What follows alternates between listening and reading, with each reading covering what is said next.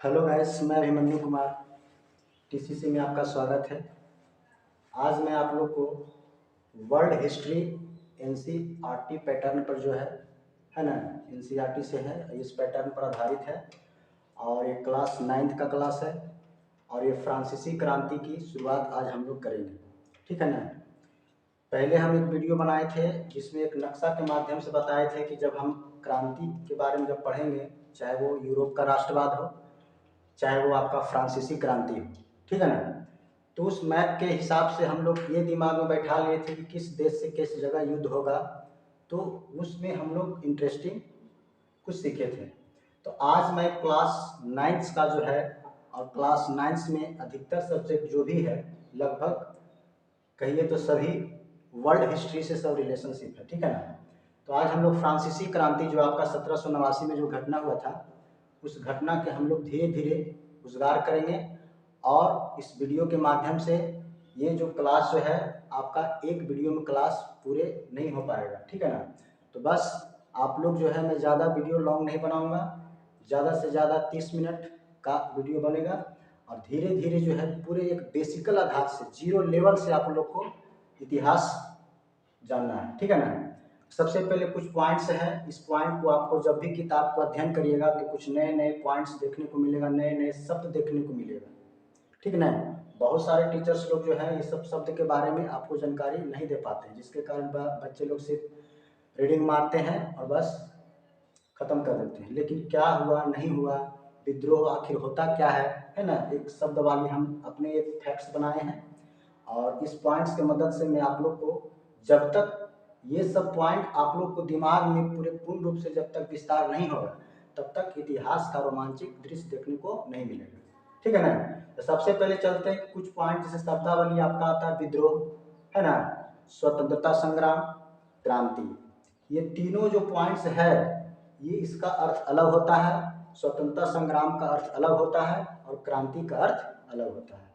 सबसे पहले हम देखेंगे कि विद्रोह क्या है। ठीक है। उसके बाद फिर आगे जो भी पॉइंट्स है उसके बारे में हम बात करेंगे। ठीक है। तो बस वीडियो पर बने रहें और बस शांत से कॉपी और पेन ले करके बैठ जाएं और जो मैं पढ़ाऊंगा उसको ध्यानपूर्वक सुनना है बस, और कुछ करना नहीं है। अगर ध्यान नहीं दीजिएगा तो आपका कहानी हट जाएगा और आपका दिमाग से बेसिक चीज़ हट जाएगा। इसीलिए हम जीरो से स्टार्ट किए हैं कि कोई भी अगर कमज़ोर से कमज़ोर बच्चा भी है, अगर उसको लग रहा है कि हम हिस्ट्री में बहुत पीछे हैं, हमको हिस्ट्री कुछ समझ में नहीं आता है, तो बस उसके लिए ये सब वीडियो है। और जो बच्चे जो थोड़ा सा अध्ययन करने में ठीक हैं, उसका थोड़ा सा हिस्ट्री ठीक ठाक है ना, वो अगर इंटरेस्ट लेना चाहते हैं तो इस वीडियो के माध्यम से आप लोग को हम जानकारी देंगे। ठीक है। तो चलते हैं। सबसे पहले पॉइंट हम बनाए शब्दावली में, 3 पॉइंट आपका आता है विद्रोह, स्वतंत्रता संग्राम, ठीक है, और एक क्रांति है। तो विद्रोह का अर्थ क्या होता है? देखिए, जब कोई प्लान किए, ठीक ना, इसमें कोई प्लान नहीं किया हुआ, जब कोई बिना प्लान किए उपद्रव पर उतर आए, ठीक ना, और हिंसा पर उतर आए, उपद्रव का मतलब हिंसा पर, इसमें कोई प्लान नहीं है। ठीक है ना। इसमें आपका कोई प्लान नहीं है, कोई प्लान नहीं रहेगा।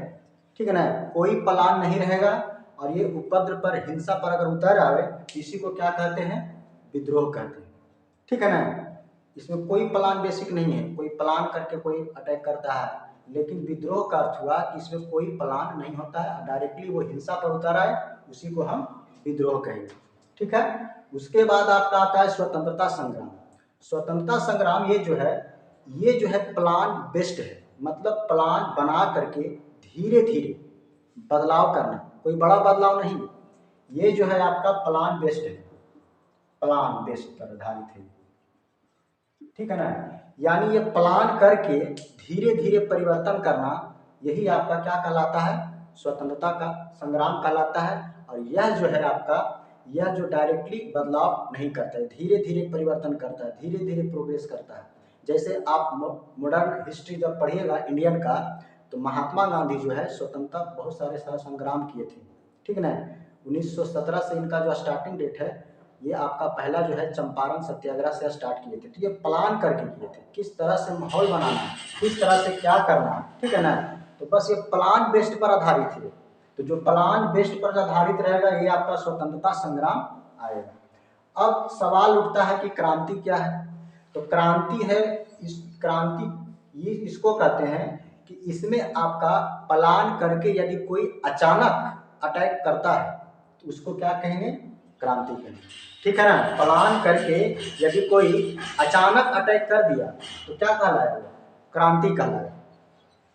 ये आपको पता चल गया कि इसमें कोई प्लान नहीं है, डायरेक्टली हिंसा पर उतर जाए, विद्रोह। ये स्वतंत्रता संग्राम की प्लान करके यानी कोई नीति अपना के, कोई नियम अपना करके डायरेक्ट हिंसा पर नहीं, धीरे धीरे बदलाव किया, धीरे धीरे चेंज किया, उसी को क्या कहेंगे? स्वतंत्रता संग्राम कहेंगे। और क्रांति का अर्थ डायरेक्ट हो गया कि इसमें कोई प्लान नहीं है ना, इसमें कोई प्लान आपका नहीं है, डायरेक्टली वार कर देना, डायरेक्टली अटैक कर देना, यही आपका क्रांति का अर्थ होता है, ठीक है।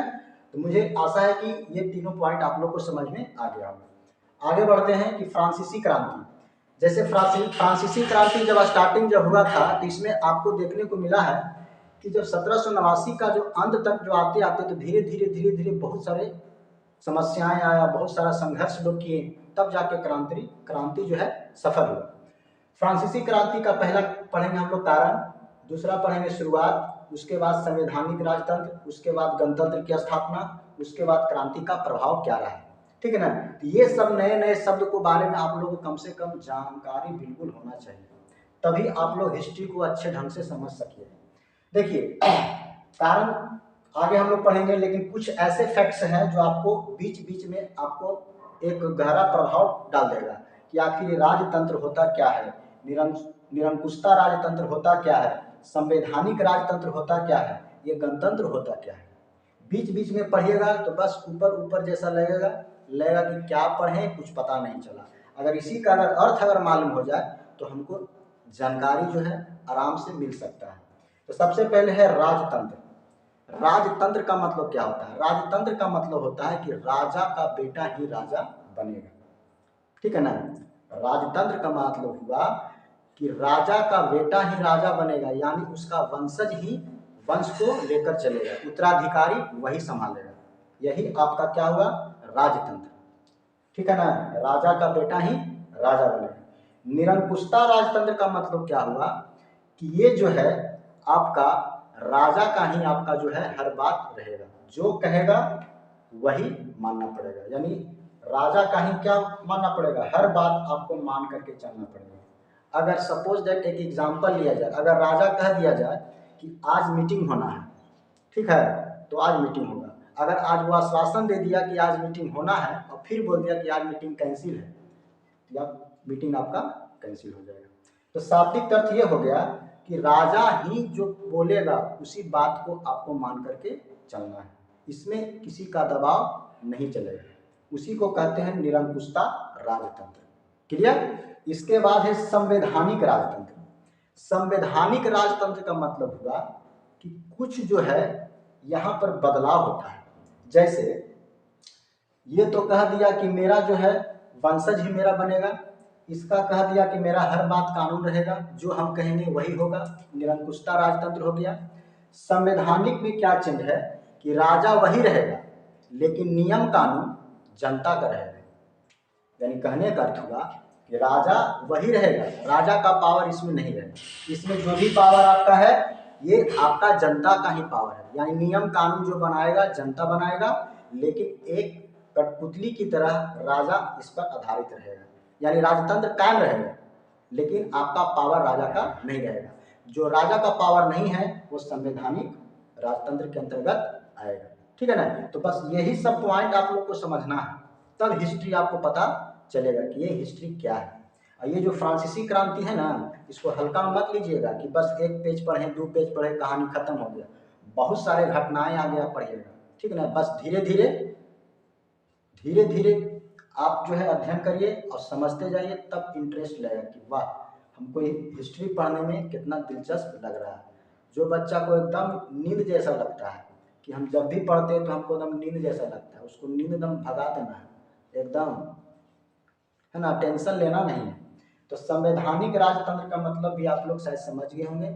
जैसे एग्जाम्पल, कोई जैसे राजा बन गया, मान लिया जाए कोई एक राजा है ना, वो राजा अपना कुर्सी पर बैठा हुआ है, उसका ताकत नहीं है, क्योंकि संवैधानिक शब्द जुड़ गया है। जनता चाहेगा कि ये राजा साहब ये कानून बनाइए तो सिर्फ कानून बना देगा, मतलब जनता कहेगा तब, ये अपना मन से कोई चीज काम नहीं कर सकता। गणतंत्र का मतलब क्या हुआ कि जहाँ राष्ट्राध्यक्ष का चुनाव होता है। राष्ट्राध्यक्ष का मतलब कि जो भी जनता लोग जिसको चुन दिया वही आपका गणतंत्र हो गया। ये देश क्या हो गया? गणतंत्र हो गया, रिपब्लिक हो गया।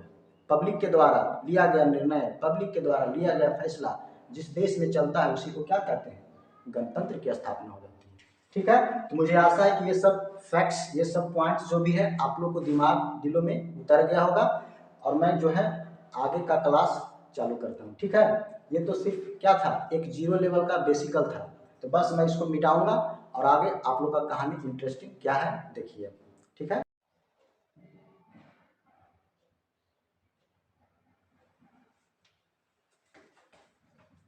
चलिए अब हम लोग देखेंगे फ्रांसीसी क्रांति के कारण। ठीक है ना, तो कारण में पहला में सामाजिक कारण, राजनीतिक कारण, और दूसरा दार्शनिक कारण, और तीसरा है आर्थिक कारण। तो सामाजिक कारण पर हम लोग बात करेंगे। पहला पॉइंट कौन सा? सामाजिक कारण। ठीक है ना, देखिए धीरे धीरे एकदम जानकारी लेना है, अकबका करके कोई भी चीज़ सीखना नहीं है। अकबक जो स्टूडेंट में रहता है कि बहुत जल्दी हमको सीखना है, बहुत जल्दी सीखना है, तुरंत समझ में आ जाए, तो हिस्ट्री है। जब तक आपको बेसिक चीज़ नहीं मालूम होगा तब तक आपको जो है हिस्ट्री सही से मालूम नहीं होगा। तो पहला मुद्दा हम लोग है सामाजिक कारण। सामाजिक का जैसे मुद्दा उठता है तो इसका अर्थ ये हुआ कि कुछ ना कुछ समाज में बदलाव होगा, कहीं ना कहीं कुछ समाज से जुड़ा हुआ कुछ घटनाएं होगी, तो मेरा सामाजिक कारण यहाँ पे लिया गया है। ठीक है ना, तो उस समय जब आपका 1789 की जब क्रांति जब हुई थी फ्रांस में, तो उस समय प्राचीन संस्थाएं तक जो था, प्राचीन लेवल का जो एक समाज चल रहा था, यानी पुराने लेवल से समाज जो चल रहा था आपका, किस तरह से? पुराने लेवल से समाज चल रहा था। ठीक ना, उस पुराने लेवल में कुछ जो है एक नियम बांध दिया गया था। जैसे आज के दौर में देखा जाए तो समाज को हम लोग बहुत एक जाति मामला के हिसाब से बांध देते हैं, है ना, कि उच्च जाति वो है, वो निम्न जाति है ना। जैसे हो गया पंडित हो गया, राजपूत हो गया, ये सब जो जाति लेवल में हो गया, है ना। भूमिहार एक अलग हो गया, फिर एक आपका जो है नीच जाति एक अलग हो जाता है। तो ये आज के जमाने में है, लेकिन प्राचीन सभ्यता में एक शब्द जोड़ा गया, उसका नाम है स्टेट। क्या जोड़ा गया? स्टेट।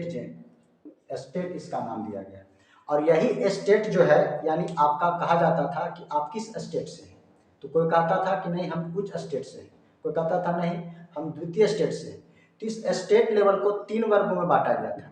ठीक है ना, कितने वर्गों में? 3 वर्गों में बांटा गया था।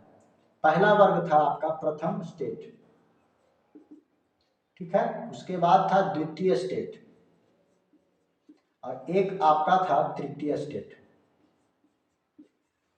ठीक है ना, स्टेट को 3 वर्गों में बांटा गया था, प्रथम स्टेट, द्वितीय स्टेट, तृतीय स्टेट। प्रथम वर्ग में जो लोग आते थे उसको पादरी कहते थे। क्या कहा जाता था? पादरी। द्वितीय स्टेट के लोगों को कहा जाता था कुलीन, और तृतीय स्टेट वाले लोगों को सर्वसाधारण।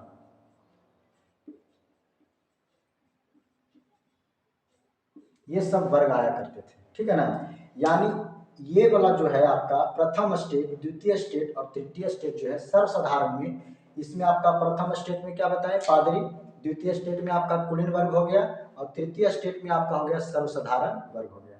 ठीक है ना, तो इस तरह से स्टेट वाइज जो है पहले के प्राचीन सभ्यता यानी पुराने समय में जो आपका फ्रांस में जो सामाजिक वातावरण जो चल रहा था, इस प्रक्रिया से चल रहा है। ठीक है ना, और इसमें जो है सबसे ज्यादा जो है आपका दमन जो नीति जो होता था ना, ये सर्वसाधारण वर्गों को किया जाता था, है ना।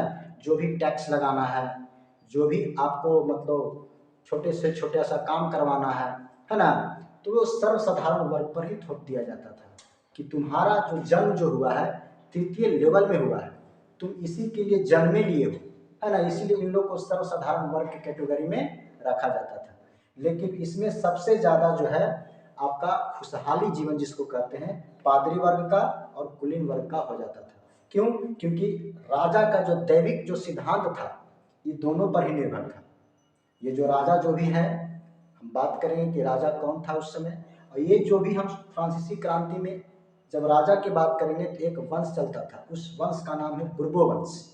आगे हम बात करेंगे सारा चीज को कि कौन सा राजा किस वंश से संबंधित था, कौन सा राजा का अंत हुआ, फिर कौन आया, ये सब सारी चीज धीरे धीरे पहलू को बनाते हुए जाएंगे और आप लोग को एकदम इंटरेस्ट लगते जाएगा कि बहुत एकदम हम लोग जो है बहुत दिनों से इसका जो है ऐसा वीडियो हम खोज रहे थे। ठीक है ना। तो प्रथम स्टेट में आपका पादरी आ गया, द्वितीय स्टेट में आपका कुलीन आ गया, तृतीय स्टेट में आपका सर्वसाधारण आ गया। ठीक है ना। अब जैसे देखते हैं, अब कुछ जो है फ्रांस में कुछ विशेष अधिकार भी था। ठीक ना। विशेष अधिकार अगर देखा जाए तो ये पादरी और कुलीनों के था, ये दोनों को एक विशेष अधिकार मिला था। समझते जाइए बस ध्यान से। यानी विशेष अधिकार के मतलब है कि समाज में पहले की जो संस्थाएं जो है आज भी है ना। जैसे आज के लेवल में देखा जाए तो आरक्षण कोटा तो हम लोग का एक अलग हो गया है कि जो नीचा कैटेगरी का हम लोग आरक्षण ज़्यादा दिया जाए, लेकिन पहले की है व्यवस्था फ्रांस में शुरुआती दौर जो राजा के संपर्क में रहता था, क्योंकि राजा से ज़्यादा करके लगाव इन्हीं दोनों से रहता था। ठीक है ना। सर्वसाधारण वर्ग पर बहुत सारे दमन किया जाता था, बहुत शोषण किया जाता था। इन लोग को ऊंचा वर्ग को लेवल में मान्यता नहीं दिया जाता था, बैठने उठने नहीं दिया जाता था कि तुम हम लोग के लेवल में नहीं हो, तुम्हारा जन्म उधर हुआ है तुम उधर ही रहो। तो विशेष अधिकार इन लोग को क्या प्राप्त था कि इन लोग को टैक्स जो है ना, जिसको कर कहते हैं हिंदी में, है ना, टैक्स जो है इन लोग देता था नहीं राजा को, ना कुलीन देता था ना पादरी देता था। बेचारा कौन देता था इधर, टैक्स ये देता था सर्वसाधारण, और टैक्स लगाने का काम इन्हीं लोग करता था। ठीक ना। पादरी का काम क्या रहता था कि जितने भी सर्वसाधारण यानी जो गरीब कस्बे के लोग हैं उसको जो है अपना चर्च में बुला करके उसको ब्रेन वॉश करता था कि तुम्हारा जीवन जो है एक नीचा लेवल में जन्म हुआ है, तुम्हारा जो दैविक अधिकार यही है कि तुम जो है राजा को सेवा करो, जो कहता है उसको मानो। और इन लोग जो है पादरी जो है ये आपका सबको ब्रेन वॉश करता था, और ये कुलीन वर्ग जो होता था टैक्स वसूलने का काम करता था। तो फ्रांस में ऐसी संस्थाएं चल रहा था, उसी को हम लोग कहेंगे सामाजिक कारण था। समाज में कुछ बदलाव नहीं था। फ्रांस में कहता है कि फ्रांसीसी क्रांति का मेन उद्देश्य क्या है, तो मेन उद्देश्य इसका सिर्फ स्वतंत्र होना नहीं है, सभी को समान अधिकार मिलना चाहिए। समानता, बंधुत्व यानी भाईचारा और स्वतंत्र, ये जो शब्द जो है फ्रांसीसी क्रांति से ही उत्पन्न हुआ है। और इसी क्रांति से हम लोग जो है हमारा भारत का संविधान में समानता, बंधुत्व और स्वतंत्रता का जो अधिकार है इसी क्रांति से हम लोग को लिया गया है।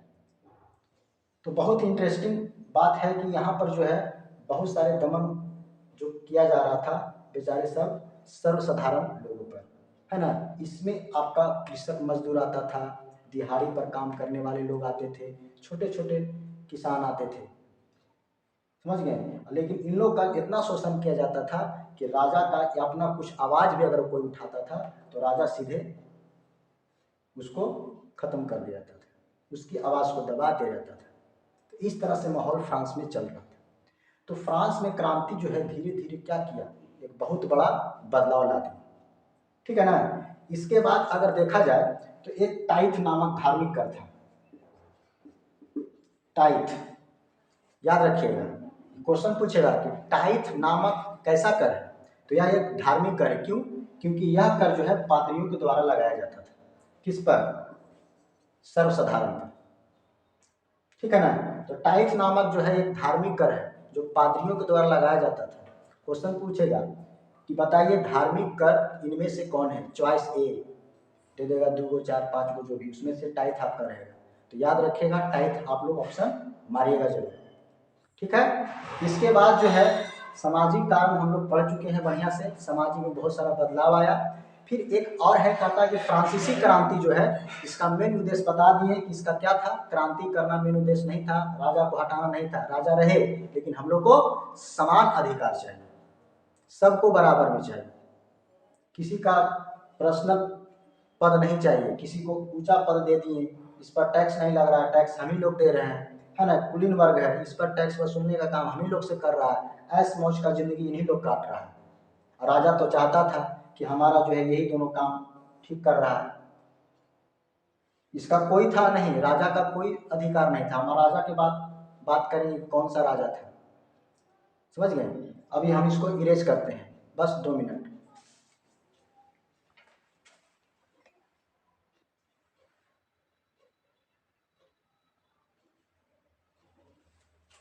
अब देखेंगे हम लोग राजनीतिक कारण। सामाजिक कारण तो हम बता दिए किस तरह से बदलाव हुआ, क्या क्या वहाँ का रीति रिवाज था, लोगों का क्या था, उच्च वर्ग का क्या था, प्रथम स्टेट का कैसा था, द्वितीय स्टेट का कैसा था, सर्वसाधारण साधारण लोगों पर कैसा अत्याचार किया जाता था। अब हम लोग आएंगे राजनीतिक कारण, ठीक है ना। तो राजनीतिक कारण में इसमें निरंकुश राजतंत्र का स्थापना हो चुका था, ठीक है ना। इसमें आपका निरंकुश राजतंत्र की स्थापना हो चुकी थी।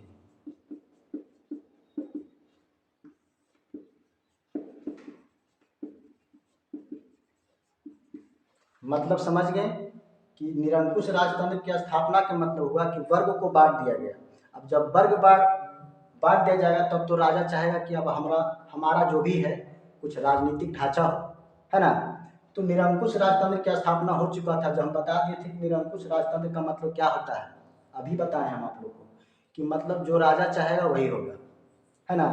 तो इसमें आपका एक राजा है बुर्बो वंश का, नाम है इसका लुई 14वां,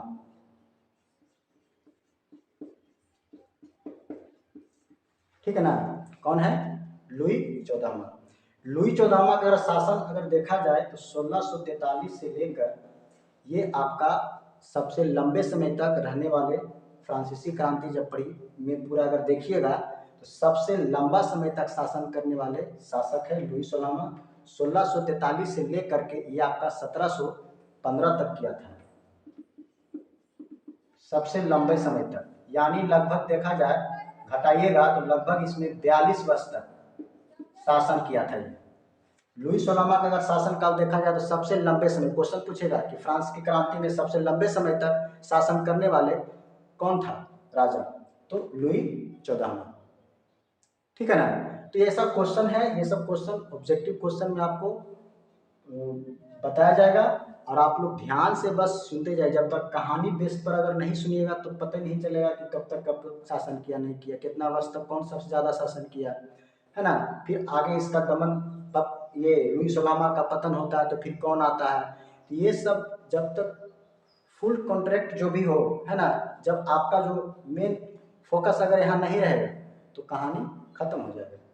इसलिए हम आप लोगों को कहते हैं कि ज़्यादा अकबक का पढ़ाई चीज़ नहीं है, बस शांति से इस वीडियो पर बने रहें और जो भी चीज़ बताया जाता है ये आप लोग के लिए एक तरह से क्या है, एक अमृत रस है ना। धीरे धीरे उसको पीते रहिए। तो लुई 16वां जो है 1643 से लेकर 1715 तक ये शासनकाल है इसका।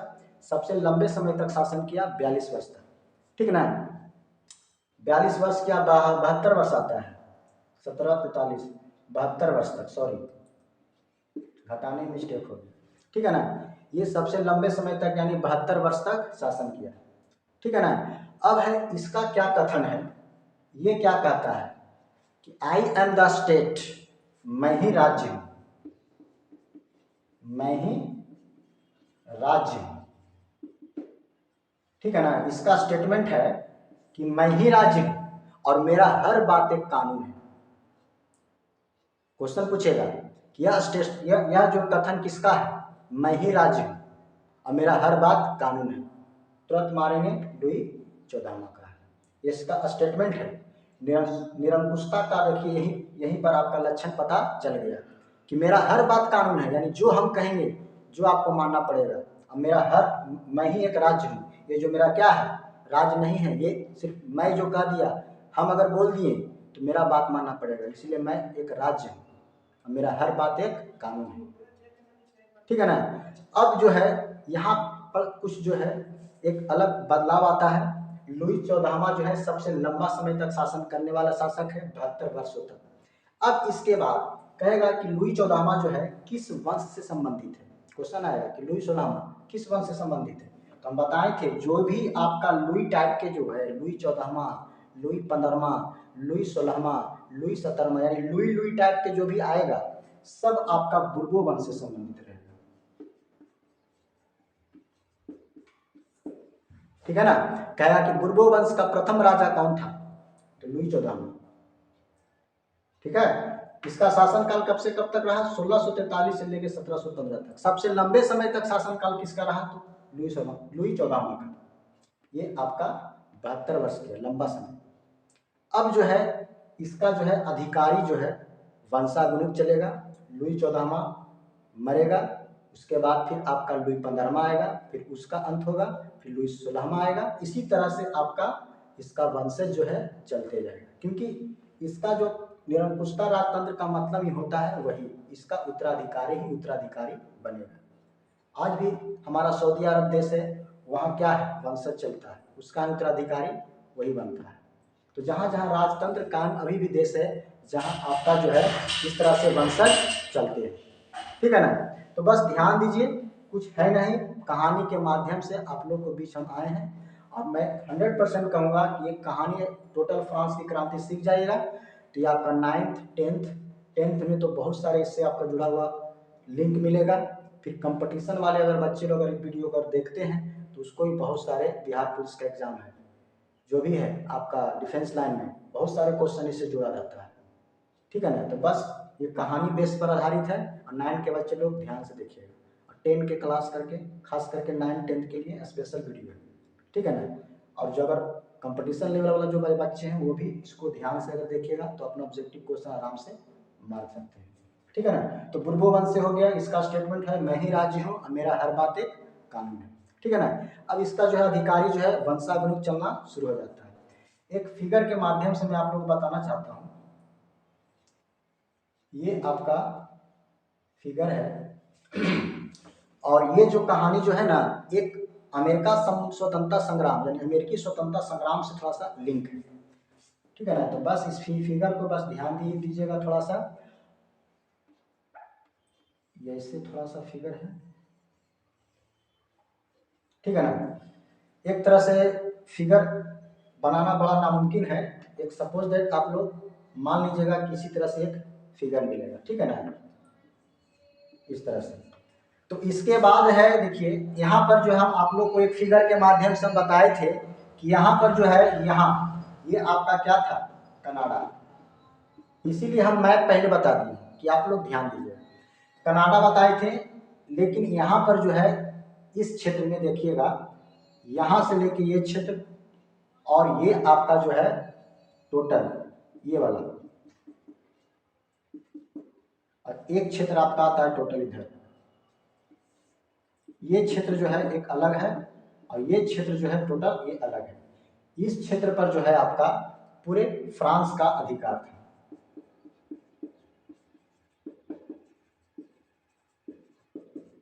ये वाला क्षेत्र पर, ये वाला क्षेत्र एक अलग है, और इस क्षेत्र पर जो ये क्षेत्र जो है ये आपका किसका अधिकार था, जो अमेरिकी स्वतंत्रता संग्राम का जो अहम भूमिका जो है 13 उपनिवेशवाद की वजह से। अगर 13 उपनिवेशवाद अगर नहीं रहता तो ये आपका अमेरिका जो है पूर्ण रूप से स्वतंत्र बिल्कुल नहीं होता। यही 13 उपनिवेशवाद के ही जो कारण क्या है, 13 उपनिवेशवाद, यही 13 उपनिवेशवाद की मदद से अमेरिका जो है स्वतंत्र हुआ। और ये जो आपका अधिकार जो है यहाँ पर फ्रांस का अधिकार था, समझ गए। यहाँ पर जो क्षेत्र है यहाँ पर आपका ये वाला, यही आपका क्या था, ये फिगर के माध्यम से हम आप लोग को बताए थे ना, ये आपका क्या था, कनाडा। ठीक है ना। यहाँ पर अगर देखा जाए तो ये था यूएसए, इस तरह से फिगर था।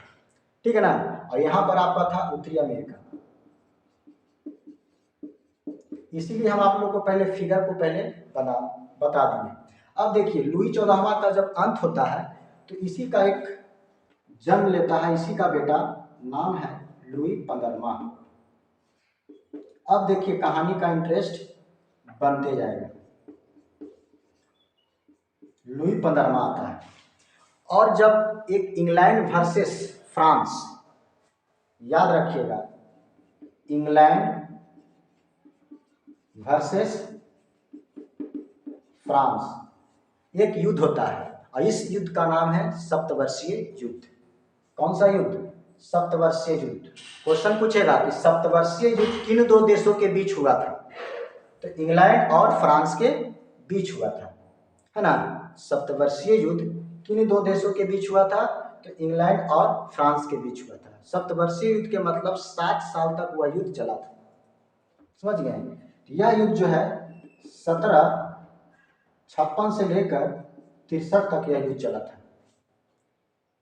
सब इंपॉर्टेंट क्वेश्चन है, याद करते जाइएगा आप लोग। सप्तवर्षीय युद्ध इंग्लैंड वर्सेस फ्रांस दो देशों के बीच हुआ, 7 सालों का यह युद्ध था। 1756 से लेके 63 तक यह युद्ध चला था। इस वक्त इस युद्ध में कौन बुर्बो वंश का राजा नेतृत्व कर रहा था?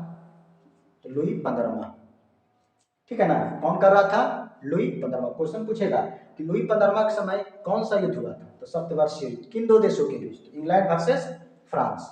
कब से कब तक चला? तो 1756 से लेके 63 तक। ये सब बहुत इंपॉर्टेंट क्वेश्चन है, ठीक है ना। अब देखिए, ये जो है लुई 15वां, ये राजा बनता है। इसके समय ऐसा युद्ध जब हुआ तो इस समय फ्रांस का नेतृत्व कर रहा था लुई 15वां इस युद्ध के दौरान। और इस युद्ध में फ्रांस हार जाती है। इस युद्ध में कौन हार जाता है? फ्रांस हार जाता है, इंग्लैंड का जीत होता है, ठीक है ना। अब देखिएगा, लुई 15वां जब हार जाता है तो इसमें बेचारा जो है, कोई भी युद्ध होता है तो कहीं ना कहीं किसी देश को हानि होता है। तो बेचारा जो है इस युद्ध में 2 अरब लिब्रे, ठीक ना। उस वक्त जो है आपका मुद्रा को लिब्रे कहा जाता था। फ्रांस की मुद्रा पूछेगा, कहेगा फ्रांस की मुद्रा क्या है? तो लिब्रे। तो 2 अरब लिब्रे जो है इस युद्ध के दौरान ये कर्ज हो जाता है इस पर। किसके समय? लुई 15वां के समय। क्वेश्चन आएगा कि 2 अरब लिब्रे जो है किस राजा के समय कर्ज के रूप में हो गया था? तो लुई 15वां, ठीक है ना। अब जब कर्ज में जब डूब गया तो ये जो है इसके बाद यह बुर्बो वंश से संबंधित ये भी राजा है। अब कर्ज में जब डूब गया तो डूब गया, अब कर्जा है तो कर्जा है ना।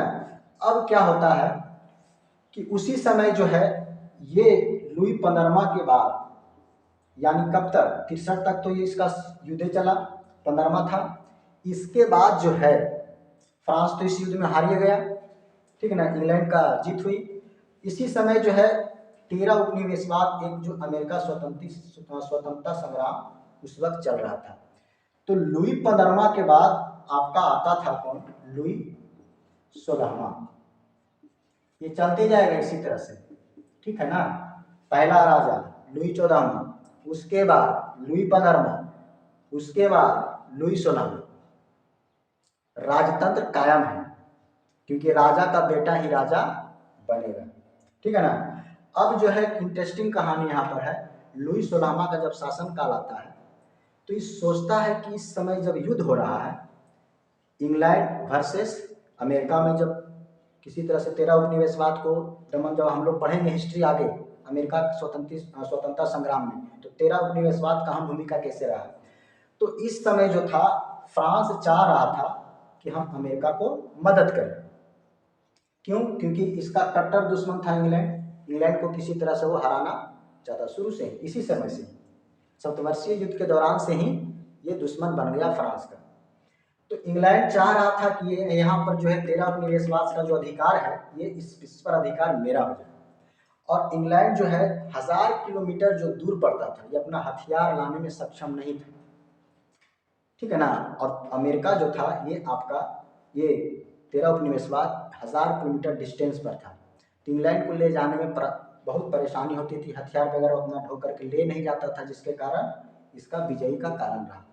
अब जैसे ही देखा कि ये दोनों टकरा रहा है तो फ्रांस सोचा, ये लुई 16वां, कि कर्जा तो मेरा ऊपर से दिया हुआ पिताजी का है, ये है 2 अरब लिब्रे, कर्ज में डूबा हुआ है, ठीक है ना। अब ये सोचा, बहुत ही ऐश मौज का जिंदगी कट रहा था इसका, कुलीन वर्ग और पादरी वर्ग, इसका राज्य का जो बजट होता है उसको बचाने से मतलब नहीं। जो भी खर्चा, जो भी टैक्स लिया सर्वसाधारण वर्ग से, जो भी मतलब इसके पास आता था सारा पैसा राजा को देता था नहीं, बल्कि इन्हीं लोग जो है खर्च में डुबा देता था, ऐश मौज करके जिंदगी पार कर लेता था। अब लुई 16वां के जब बारे में पढ़ेंगे तो लुई 16वां का जब शासन काल अगर आप लोग देखिएगा तो 1774 से लेकर के इसका 92 तक है। 1774 से 92 तक इसका शासनकाल आता है। तो 1774 से 92 तक इसका शासनकाल है। और इसका जो जन्म जो हुआ था, लुई सोलामा का अगर जन्म पूछेगा तो ये आपका वारसाय में हुआ था, वर्साय में हुआ था, ठीक है ना। इसका जन्म वारसाय में हुआ था। और इसका एक विवाह जो थी ऑस्ट्रिया की राजकुमारी, नाम था मेरी अंतुनेत। ऑस्ट्रिया की राजकुमारी, नाम था मैरी अंतुनेत।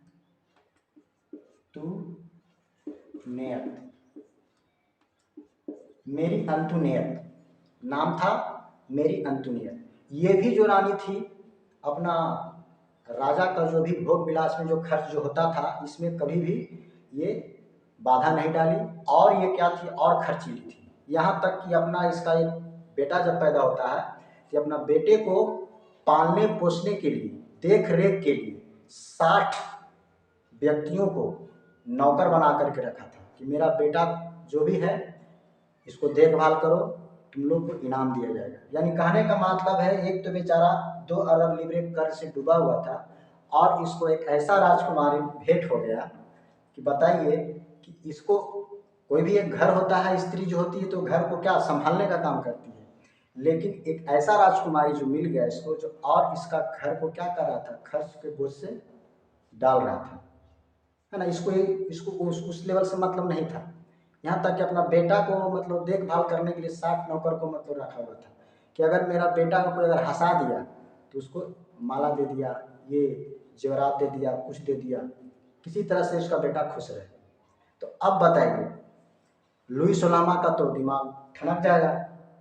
कोई भी राजा है, एक तो ऊपर से इसका पिताजी 2 अरब लीरे कर्ज में दिले था सप्तवर्षीय युद्ध के दौरान, है ना। उसके बाद फिर मिसेस खर्चालू इसको मिल गई, ठीक है ना। अब है कि और इस बेचारा पर धीरे धीरे कर्ज डूबते चला गया। समझ गए।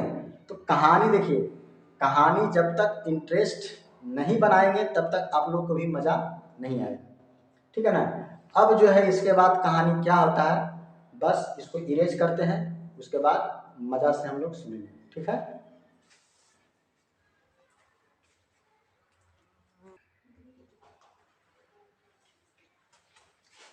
देखिए आज का क्लास हम चाहेंगे कि, क्योंकि बहुत लॉन्ग वीडियो बन गया है, ठीक है ना, तो मैं चाहूँगा कि लुई सोलामा के बारे में जो जानकारी जो है ये जो आपका यहीं तक सीमित रखते हैं। इसका नेक्स्ट वीडियो मैं आगे बनाने का कोशिश करूँगा, ठीक है ना। और कोशिश करूँगा क्या, मैं आप लोगों को बनाऊँगा। तो पहला वीडियो जो है ये आपका बहुत लॉन्ग हो गया है, ठीक है ना। तो ज़्यादा बोर महसूस आप लोग ना करें, बस धीरे धीरे बैठे रहें। और उसके बाद देखिएगा कि ऑस्ट्रिया राजकुमारी और लुई सोलामा जो है मिल करके किस तरह से अपना फ्रांस को माहौल बनाता है और इस समय क्या क्या सिचुएशन उत्पन्न होता है, ठीक है। तो बस अगर वीडियो अच्छा लगे तो लाइक करें, दोस्तों को भी शेयर करें। Thank you.